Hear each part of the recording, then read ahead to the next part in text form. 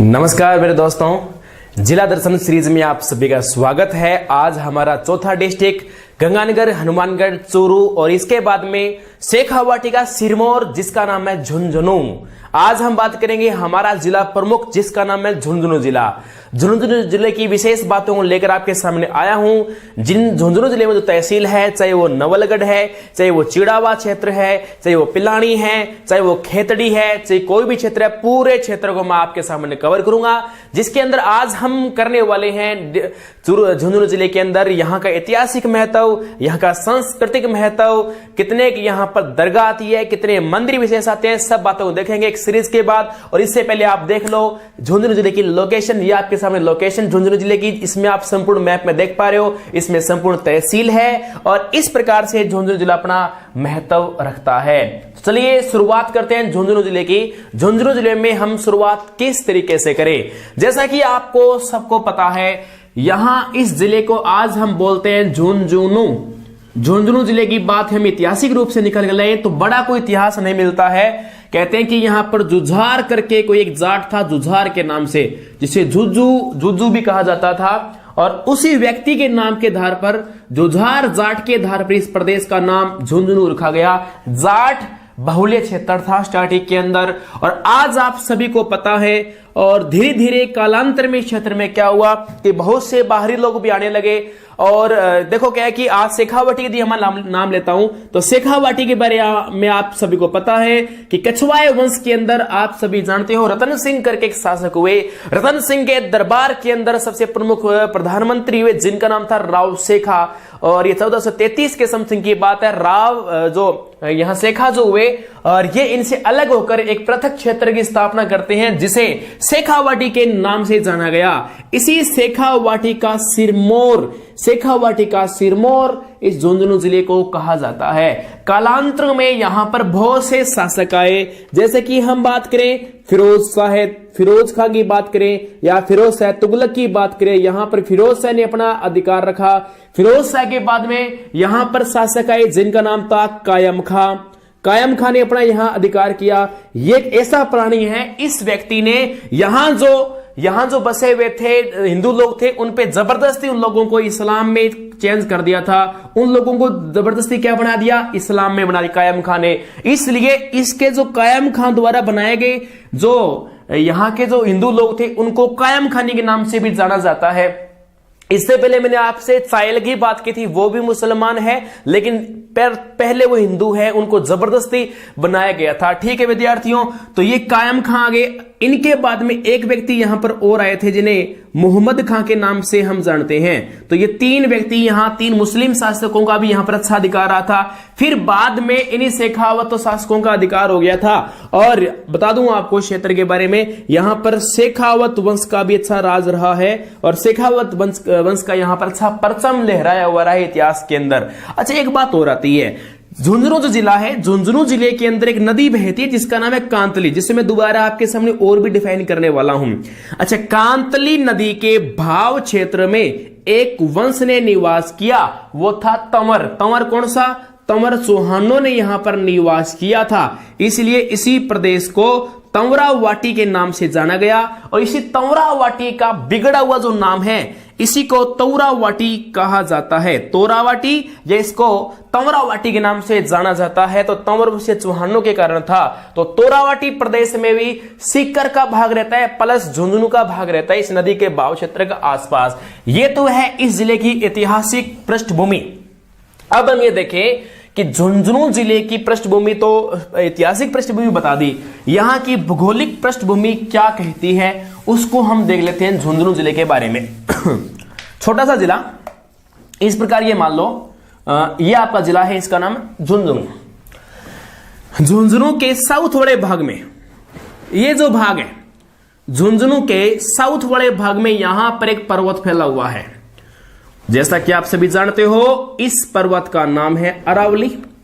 और आप अच्छी तरह जानते हो झुंझुनू जिले की तहसील है खेतड़ी। झुंझुनू जिले की खेतड़ी तहसील पूर्णतः अरावली क्षेत्र में आती है।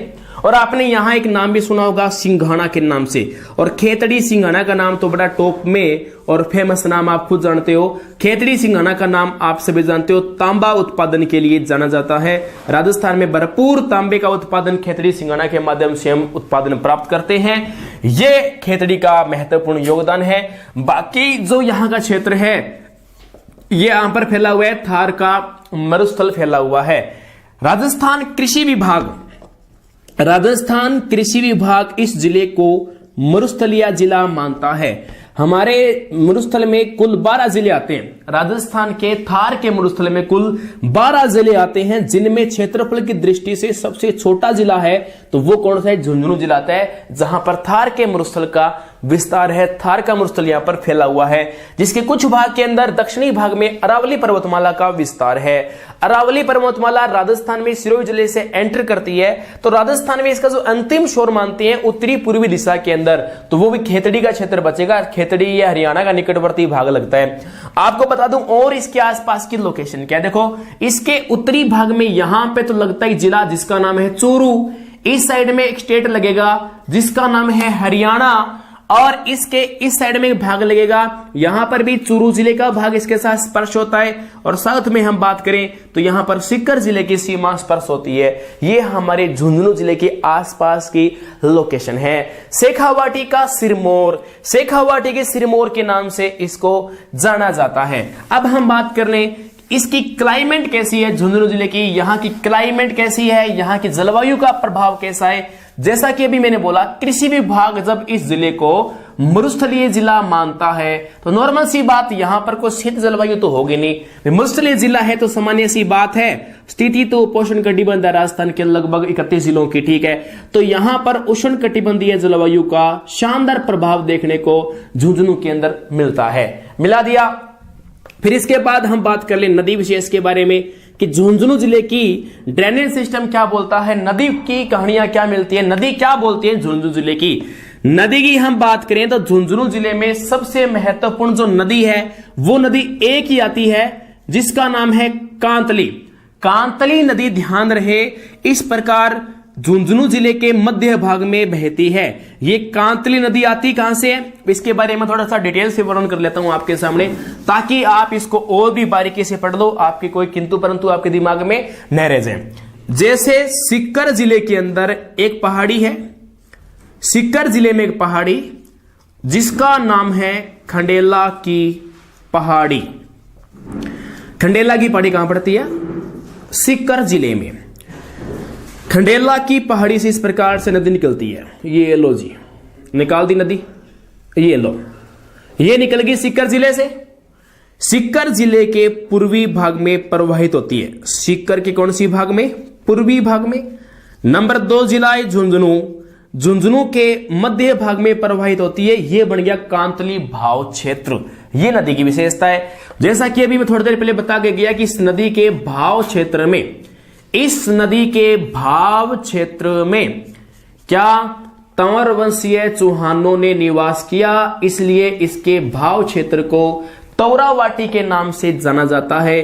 तौरावाटी या इसे तंवरावाटी एक ही बात है, एक ही प्रकार से बोलेंगे। ध्यान रहे, तौरावाटी क्षेत्र तो इसका आ जाएगा, लेकिन तौरावाटी जो भाषा है ना वो किसकी उपभाषा है, ये जरूर ध्यान रखना है। ढूंढाड़ी भाषा की उपभाषा तौरावाटी भाषा मानी जाती है। ठीक है जी, ये लो इसके भाव क्षेत्र के बारे में बात होगी।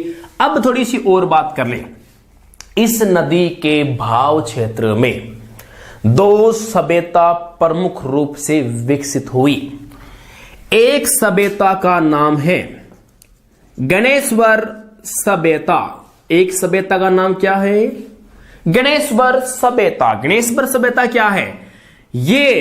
अच्छा, गणेश्वर की बात होगी। एक सभ्यता और आती है, ये तो आती है सीकर क्षेत्र में आ जाती है, ठीक है, इस नदी की बात है। दूसरी हम आ जाए हमारे क्षेत्र में, झुंझुनू में प्रॉपर बात करेंगे। यहां पर एक सभ्यता विकसित हुई जिसका नाम है सुनारी सभ्यता। सुनारी सभ्यता झुंझुनू में है, गणेश्वर सभ्यता इस क्षेत्र में जाती है। इसको हम पढ़ेंगे सीकर जिले में, पूर्णतः इसको हाईलाइट करेंगे। हमें हाईलाइट करना है हमारी सुनारी सभ्यता को। यहां पर एक तांबे को गलाने की भट्टी प्राप्त हुई है। भट्टी बड़ी कहां प्राप्त हुई है? सुनारी सभ्यता झुंझुनू के अंदर प्राप्त हुई है। ठीक है जी, होगी प्राप्त। झुंझुनू जिले के अंदर कांतली नदी का जो अंतिम क्षेत्र है जिसका नाम है मंडरेला। झुंझुनू जिले में कांतली नदी का अंतिम क्षेत्र है, अंतिम शोर है, लास्ट बिंदु है, इसका नाम क्या है? मंडरेला। मंडरेला कहां पड़ता है? झुंझुनू में। बस कसम खार के चूरू में नदी नहीं जानी, बस बॉर्डर के पास गांव पड़ता है और इसके पास इसका पानी खत्म हो जाता है। ये लो, ये आपकी नदी की बात होगी। अब झुंझुनू में देखते हैं कोई वन क्षेत्र है ना, कोई वन नहीं है, कोई ये अभयारण्य नहीं है। खनिज वगैरह में बात करें, तांबा खूब उत्पादन होता है, तांबा उत्पादन में अग्रणी है। कृषि की बात करें, सरसों उत्पादन ठीक ठाक होता है, फर्स्ट फुट कोई स्थान नहीं है। ये था उद्योग वगैरह, हाँ उद्योग वगैरह में स्थान अग्रणी है। अब मैं यहां इस झुंझुनू जिले का ऐतिहासिक और सांस्कृतिक महत्व बहुत ही शानदार है, मैं उस महत्व को लेके आता हूं। देखो यहां कुछ एक देवी है, सबसे प्रमुख यहां एक माता है जिस माता का नाम है राय माता। राय माता का मंदिर कहां है? गांगियासर। हम बात करेंगे गांगियासर में राय माता, बस आप याद रखना कुदरती आ जाए। राय माता का मंदिर गांगियासर में आता है। इनका मेला कब बढ़ता है? विजयदशमी को बढ़ता है। विजयदशमी को इनका क्या बढ़ता है? मेला बढ़ता है। इसी दिन आपको पता है दशहरा मेला भरता है। दशहरा मेला राजस्थान में सबसे महान जो मेला है वो बढ़ता है कोटा के अंदर बढ़ता है। कोटा के बाद हम बात करें भारत में, ये दशहरा मेला सबसे ज्यादा फेमस है, सबसे ज्यादा मैसूर है। मैसूर का, मैसूर कहां है? कर्नाटक। यहां भारत में सबसे बड़ा दशहरा मेला बढ़ता है, 7 दिन तक मेला रहता है यहां पर। दूसरा स्थान आता है कोटा जिले का। राजस्थान में सबसे बड़ा दशहरा मेला कोटा में बढ़ता है।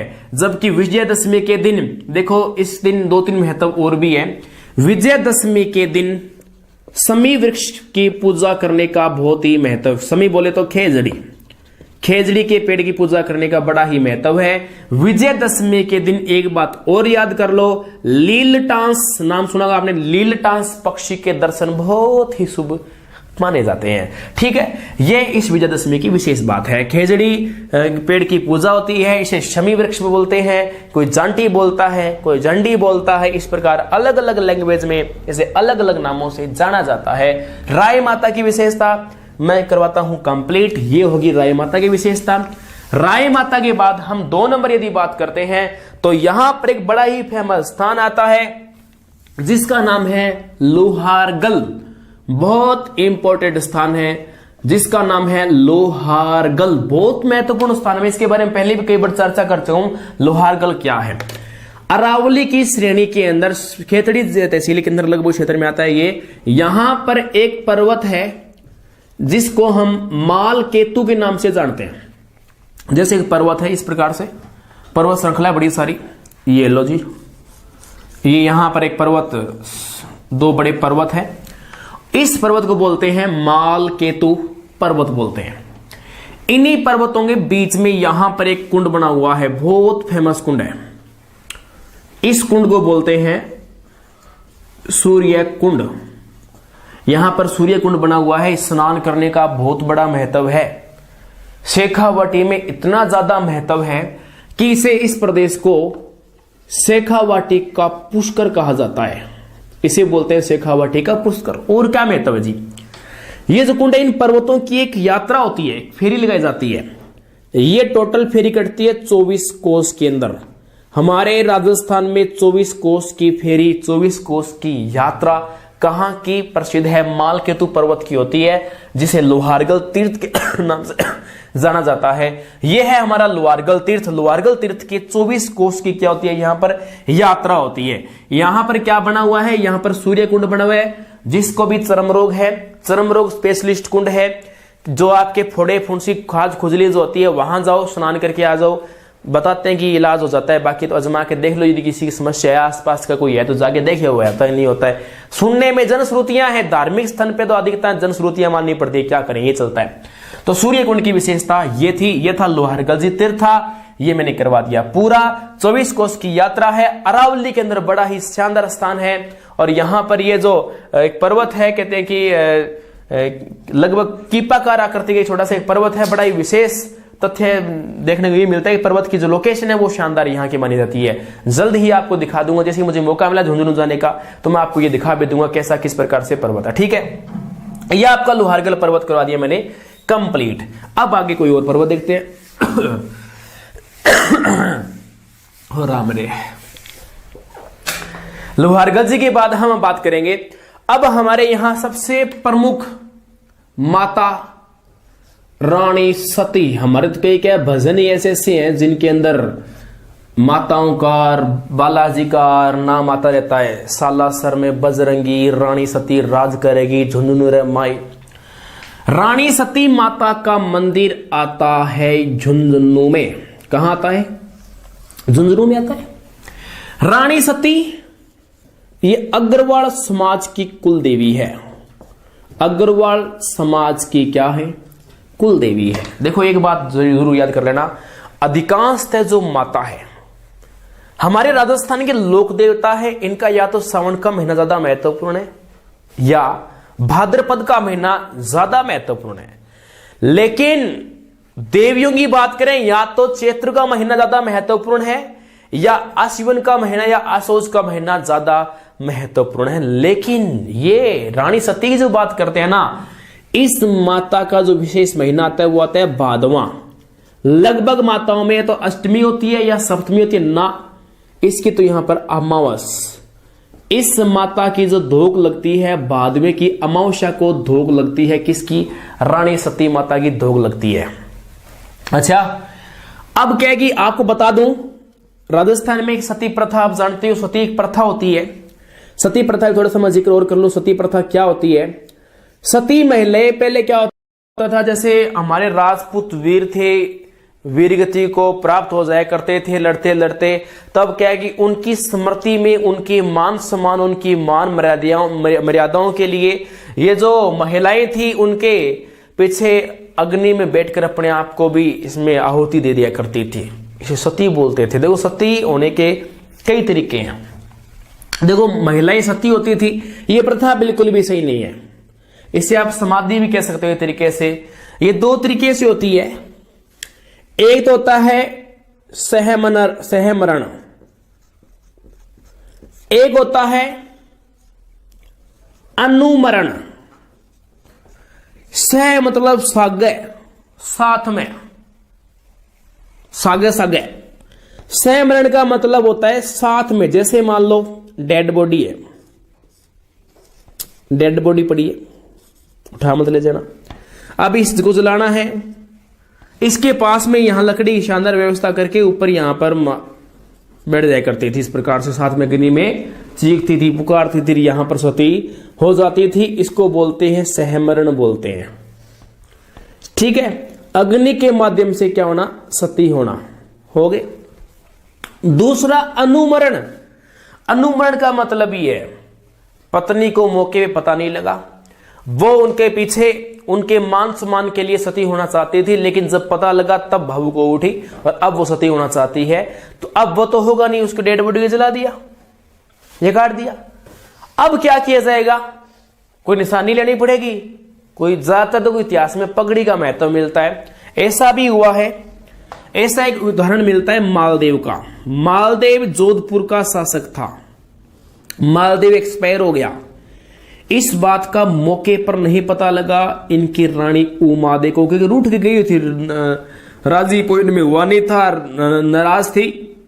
उमादे को बाद में पता लगा। तब इस उमादे ने मालदेव की एक निशानी मंगाई थी पगड़ी, और उस पगड़ी के साथ में क्या हुई? सती हुई थी। तो इसे बोलते हैं अनुमरण। एक होता है सहमरण, दूसरा होता है अनुमरण। तो इस प्रकार से सती की परंपरा थी। ये राजस्थान में अंतिम सती 1986 के अंदर हुई थी। मैं आपसे एक प्रश्न रखूंगा, राजस्थान की अंतिम सती कौन थी? और ये दुनिया का एकमात्र मंदिर है जहां पर सती, इसको सती दादी जी के नाम से भी जानते हैं, यहां पर दादी और बोलते हैं इनको।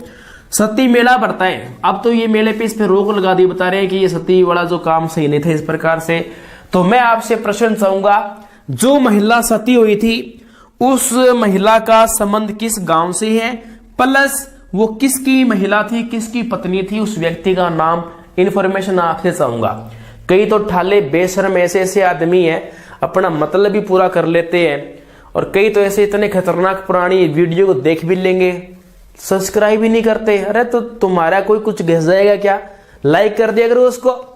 लाइक कर दोगे तो हमारा कॉन्फिडेंस और बढ़ता है। मतलब एक बता देता हूँ, बहुत शानदार बात है। ये जो मास्टर लोग होते हैं ना, टीचर्स होते हैं, ये सम्मान के भूखे होते हैं। मतलब इनको थोड़ी सी इज्जत मिल जाए ना, थोड़ी सी इज्जत मिलते ही क्या, थोड़े से मतलब बहुत चढ़ जाते हैं। ये 2-4 बच्चों ने बोल दिया गुरुजी वास्तव में मजा आ गया, बस अब क्या टीचर को नींद ही बहुत शानदार आती है। 2 ने बोल दिया ना, बड़ी शानदार नींद आती है। आपका कुछ नहीं जाता, आप देख रहे हो, लाइक कर दो। और क्या लाइक कर दोगे? शेयर सर तो छोड़ो, लाइक कर दो। अब आप जवाब दोगे मुझे, जैसा भी आपको पता है सर्च करो, ढूंढो। जब मोबाइल हाथ में तो जुलाव भी मिल सकता है आपको, ढूंढ के बताओगे कि रानी जो अंतिम राजस्थान की सती है उसका संबंध किस गांव से था। आंसर निकलता बची है अभी। इसका संबंध किस गांव से है, प्लस सती हुई थी उस किसकी पत्नी थी, और टाइम तो मैंने बता ही दिया। और ये सती मेले पे रोक लगी वो कब लगी थी, ये प्रश्न आपसे चाहूंगा, ये मुझे आप बताओगे। रानी सती का प्रमुख मंदिर कहां है? ये मंदिर आता है कहां पर? झुंझुनू के अंदर ये मंदिर आता है। कर दे साहब। इसके अलावा एक मंदिर और है झुंझुनू के अंदर, मनसा देवी का मंदिर, बहुत फेमस है। बस याद करना है मनसा देवी को, बस इसका एक स्थान आएगा। मनसा देवी का मंदिर कहां है? मनसा देवी का मंदिर झुंझुनू में है। एक चूरू में भी मनसा देवी का मंदिर आता है। और दूसरी बात यह है मनसा देवी की कि मनसा देवी के 2 मेले भरते हैं। मनसा देवी के क्या भरते हैं? 2 मेले भरते हैं। एक मेला तो भरता है अश्विन महीने में मेला भरता है। दूसरा जो मेला भरता है वो आप सभी को पता है, चैत्र माह में यहां अष्टमी पे इन देवी माता की क्या लगती है? धोक लगती है। ये विशेष बात किसकी है? मनसा देवी की। मनसा देवी होगी पूरी। अब हम चलेंगे, एक देवी और है यहां झुंझुनू जिले के अंदर, जिस देवी का नाम है सकराय माता। यह एक माता जिसका नाम है सकराय माता। देखो शाकंभरी भी कह सकते हो आप। यहां पर एक तहसील पड़ती है, उदयपुर वाटी के नाम से पड़ती है। उदयपुर वाटी तहसील के अंदर इससे लगभग 18 किलोमीटर आगे बताया जा रहा है कि यहां पर एक गांव है जिसका नाम है सकराय। इस सकराय गांव के अंदर यहां पर सकराय माता का मंदिर है। सकराय इस शाकंभरी को बोलते हैं। ये सकराय माता का मंदिर भी यहीं पर आता है। और सकराय माता के अन्य भी मंदिर आप सभी को पता है। एक मंदिर तो देखो कुचामन के अंदर है, सकराय शाकंभरी माता का मंदिर एक कुचामन के अंदर आता है। दूसरा मंदिर सांबर में आता है, देवयानी तीर्थ में आता है। तीसरा मंदिर राजस्थान से बाहर सहारनपुर के अंदर आता है। सहारनपुर कहां पड़ता है? यूपी में। यहां भी एक प्रमुख मंदिर बना हुआ है। तो ये सकराय माता के प्रमुख मंदिर है। ये भी आपके यहां होंगे कंप्लीट। अब बताओ, इसके अंदर किसी प्रकार की कोई समस्या नहीं है तो आगे भी आपको मैं नहीं होने दूंगा। इसके बाद बड़ी ही एक विशेष बात, जिनका नाम है नरहड़ के पीर। यहां पर एक स्थान पड़ता है नरहड़। नरहड़ के पीर। नरहड़ के पीर कौन है? शक्कर बाबा।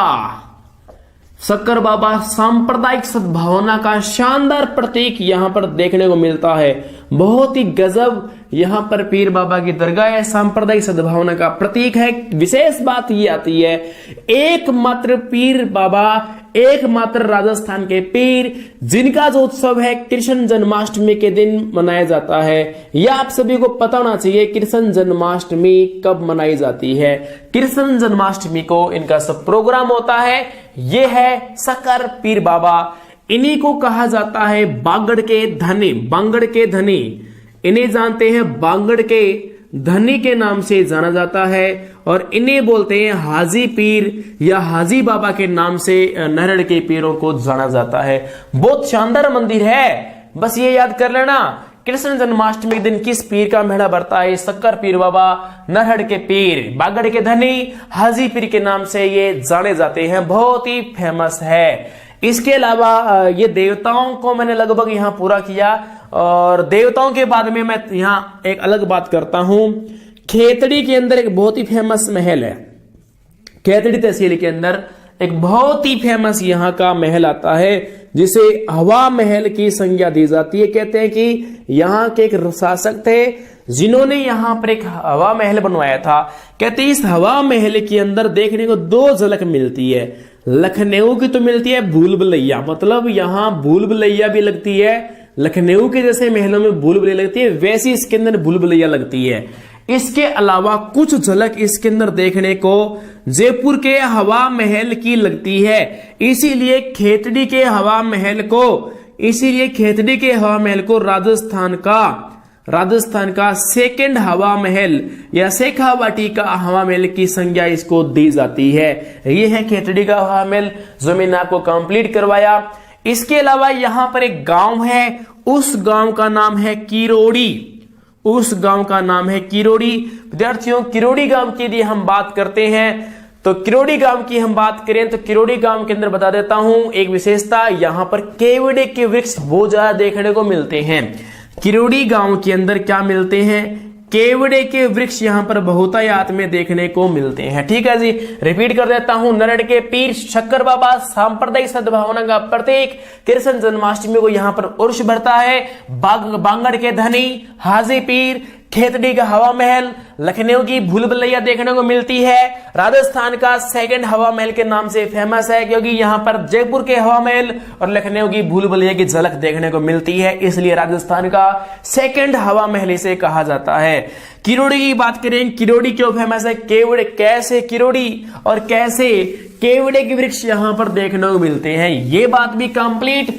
और अब हम अन्य बात करेंगे नेक्स्ट कड़ी में, यहां पर हम बात करते हैं वो करेंगे खेतड़ी स्वयं की बात करेंगे। खेतड़ी भी बहुत इंपॉर्टेंट है। आपने नाम सुना होगा, स्वामी विवेकानंद का नाम सुना होगा। स्वामी विवेकानंद एक पूजनीय महाराज है, बहुत शानदार, भारत की एक बुद्धि इंसान है, जिनका नाम पूरे इंडिया नहीं पूरे विश्व भर में छाया था, पूरे विश्व भर में इनका नाम छाया था। वो थे स्वामी विवेकानंद, इनका नाम हुआ करता था। इनका संबंध खेतड़ी के शासक थे, आप सभी को पता हो, जिनका नाम अजीत सिंह, खेतड़ी के शासक जिनका नाम था अजीत सिंह। अजीत सिंह का संबंध स्वामी विवेकानंद से रहता है। इसके अलावा आपने नाम सुना होगा, नाम है जवाहरलाल नेहरू। जवाहरलाल नेहरू की हम बात करें, इनके बाप का नाम था मोतीलाल नेहरू।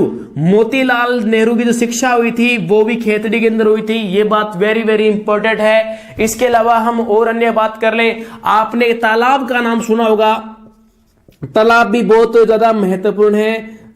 पन्नालाल शाह का तालाब, यहां पर एक तालाब है पन्नालाल शाह का तालाब, बड़ा ही इंपॉर्टेंट तालाब आता है। खेतड़ी का जिक्र किया मैंने, खेतड़ी में क्या क्या आपको बताया? खेतड़ी में नंबर एक बात क्या बताई मैंने आपको कि यहां पर स्वामी विवेकानंद का संबंध रहता है। इसके अलावा मैंने आपसे और क्या बात की कि यहां पर और बात करें तो मोतीलाल नेहरू के बारे में बता दिया, मोतीलाल नेहरू का संबंध यहां से रहता है। फिर पन्नालाल शाह की बात करें तो ये पन्नालाल शाह का तालाब भी यहां पर अपना अस्तित्व रखता है। फिर यहाँ एक बंसीयाल करके गांव पड़ता है, बंसीयाल करके, तो जो बंसीयाल जो गांव है यहां पर एक बांध बना हुआ है और उसका नाम है अजीत सागर बांध है। अजीत सागर बांध यहां पर बना हुआ, ये भी वेरी वेरी इंपॉर्टेंट यहां का बांध माना जाता है। इस बांध का भी यहां पर बहुत ही ज्यादा महत्वपूर्ण है, बहुत ही ज्यादा फेमस है। इसके अलावा हम बात कर लेते हैं नवलगढ़ के बारे में बात कर लेते हैं, और एक पिलानी क्षेत्र है वो भी बहुत इंपॉर्टेंट है। पिलानी का महत्वपूर्ण योगदान क्या है, पिलानी के बारे में देख लो विद्यार्थियों। पिलानी ज्यादा महत्वपूर्ण इसलिए है कि एक तो यहां पर सीरी का मुख्यालय है। सीरी क्या होता है देखो, central electronic engineering research institute. ये इंस्टीट्यूट कहां आता है? पिलानी झुंझुनू के अंदर इनका इंस्टीट्यूट आता है। इसके अलावा हम बात कर ले BITS, यदि आप में क्षमता है तो आप मुझे इसकी फटाफट से फुल फॉर्म बता दो। BITS की फुल फॉर्म क्या होती है? एक प्रश्न शानदार आपके लिए मैं रखता हूं, आप मुझे कमेंट करके बताओगे BITS की फुल फॉर्म क्या है, बहुत इंपॉर्टेंट है। और अगले पार्ट में मैं बताऊंगा कि BITS की फुल फॉर्म क्या होती है। BITS के बाद में अब हमारे पास मुख्य क्षेत्र बचा है नवलगढ़ का बचा है। नवलगढ़ भी यहाँ पर अपना अस्तित्व अच्छा रखता है। हवेलियां बहुत शानदार शानदार यहाँ की हवेलियां हैं। हवेलियों में मैं आपको बता दूं बढ़िया बढ़िया पोदारों की हवेली है, भगतों की हवेली है, भूतों की हवेली है, 8 हवेली कॉम्प्लेक्स है, रूप निवास महल यहाँ पर बना हुआ है, चोखानी हवेली है, ये बघेरियों की हवेली है। इतनी बड़ी बड़ी यहाँ पर हवेलियां हैं, आप इन सबको याद कर सकते हो। बहुत शानदार अपना महत्व रखता है। इनको देखो क्या है कि मैं थोड़ा फास्ट क्यों कर रहा हूं, इसका रीजन है कि आप तो वीडियो स्लो करके देख सकते हो, दोबारा रिपीट भी कर सकते हो। मुझे आपको पता है बहुत जिम्मेदारियां हैं और भी क्लास लेनी पड़ती है, वो आप मेरी मजबूरी समझो, ठीक है। इसके बाद मैं आपसे एक स्थान की बात करूंगा। यहां पर एक स्थान है भागोरगढ़। भागोरगढ़ के अंदर यहां पर एक किला बना हुआ है, यह भी ज्यादा जरूरी है। भागोरगढ़ के अंदर यहां पर आप पास किला बना हुआ है, यह ज्यादा महत्वपूर्ण है, इसको भी याद कर लेना। यहां पर एक गांव है अकवाली के नाम से, अकवाली गांव फेमस है। यहां पर खनिज की यहाँ पर लाइब्रेरी है, खनिज कोर लाइब्रेरी बोलते हैं। खनिज की लाइब्रेरी वो कहाँ आती है, अकवाली गांव के अंदर आती है। विद्यार्थियों, आपके एग्जाम के हिसाब से मैंने आपकी बहुत ज्यादा बातें कवर की है, सबको याद रखना है, कहीं को दिक्कत नहीं है। मैं रिपीट करूं उससे अच्छा आप इसको दोबारा रिपीट कर लो। मैं ऐसे फालतू आप खुद देखो, मैं इतना और आगे इसको बढ़ाऊं, इससे अच्छा है कि हाँ आगे मैं फोटोज देता हूं, उनको देखा करो, देखने से ज्यादा याद रहता है। मैंने क्या क्या पढ़ाया देखो, राय माता पढ़ाया जिनका संबंध गांगेस्ता से रहता है, 10वीं को मेला भरता है। फिर मैंने यहां आपको बताया था लोहारगल जो आता है, मालकेतु पर्वत इसके लिए महत्वपूर्ण है। फिर रानी सती की बात करी, रानी सती अग्रवाल समाज की कुल देवी है। यहां पर मेला भरता था, सती के उपलक्ष्य में मेला भरता था। फिर बताया रानी सती के बारे में कि यहां पर मेले पे अब रोक लगा दी गई है, मेले पर रोक लग चुके, वो भी सारी बात हो गई। खेतड़ी का हवा महल बहुत ही इंपॉर्टेंट है। नरड में हाजी बाबा है, इनके 3 दरवाजे बहुत महत्वपूर्ण है, ये याद कर लेना। 3 दरवाजे हैं हाजी बाबा के, बुलंद दरवाजा है, बसंती दरवाजा है, बगली दरवाजा है। बसंती, बगली और बुलंद, बसंती, बगली और बुलंद दरवाजा, 3 दरवाजा हाजी बाबा की दरगाह या शक्कर पीर बाबा की दरगाह, वहां पर ये दरवाजे देखने को आपको मिलते हैं। ये यहाँ की सबसे बड़ी विशेषता थी विद्यार्थियों। इसके अलावा विवेकानंद जी का संबंध बताया था आपको मैंने, कहां से है, खेतड़ी से इनका संबंध बताया था। इसके अलावा पन्नालाल शाह का तालाब, वो भी मैंने आपको बताया यहीं से संबंध रखता है। फिर मोतीलाल नेहरू की शिक्षा जो हुई थी वो कहां से हुई थी, वो भी यहीं से खेतड़ी से क्लियर हुई थी। और खेतड़ी और प्लस सिंघाड़ा 2 ऐसे क्षेत्र है जो तांबा उत्पादन में वेरी वेरी इंपॉर्टेंट है।